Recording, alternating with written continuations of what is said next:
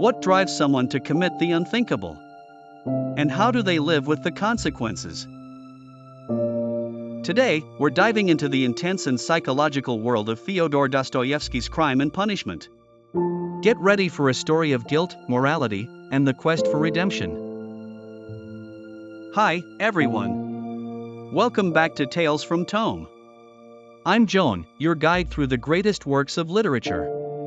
Today, we're tackling one of Dostoevsky's masterpieces, Crime and Punishment. It's a gripping story about a man's internal battle with guilt and the meaning of morality. Stick around to find out why this novel is just as powerful today as it was when it was published in 1866. Our story begins in 19th century St. Petersburg, where we meet Ion Raskolnikov, a former student struggling with poverty and despair. He's not just broke, he's grappling with some pretty heavy ideas about morality and justice. Raskolnikov believes that society's laws are flawed and that some individuals, extraordinary people, have the right to break them if it means achieving a greater good. And so, he decides to test this theory by murdering an old pawnbroker, someone he sees as greedy and exploitative. The murder scene is brutal and chaotic. Raskolnikov kills the pawnbroker. But things go wrong when her innocent sister walks in, and he ends up killing her too. He escapes undetected, but this is where the real story begins. Despite getting away with the crime, Raskolnikov is consumed by guilt and paranoia. His mind becomes a battlefield as he oscillates between justifying his actions and being overwhelmed by remorse. And trust me, Dostoevsky spares no detail when it comes to exploring his psychological torment. One of the most compelling aspects of Crime and Punishment is the people in Raskolnikov's life. First, there's his loyal family, his mother and sister, who are willing to sacrifice everything for him. Then there's Sonia, a kind and devout young woman forced into prostitution to support her family. Sonia becomes Raskolnikov's moral compass.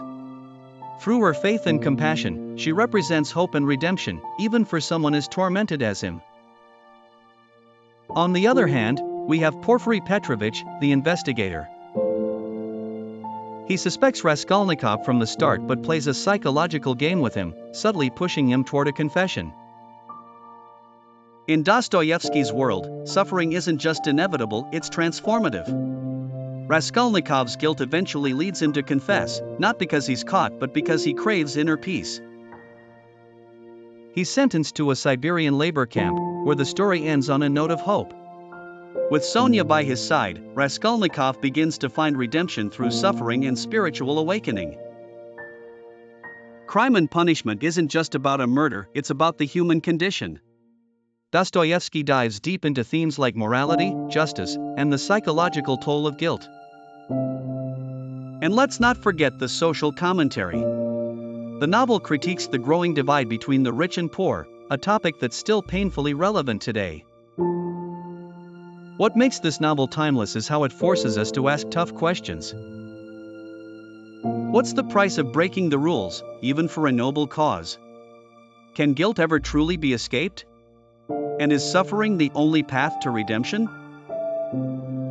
Few novels dig as deeply into the human soul as Crime and Punishment. It's a challenging read but also incredibly rewarding. Dostoevsky doesn't just tell a story, he makes you confront your own beliefs about morality and justice. So, what do you think?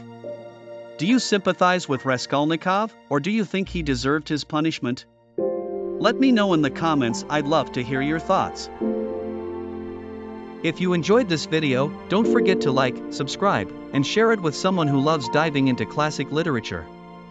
Thanks for watching, and I'll see you next time on Tales from Tome. Happy reading!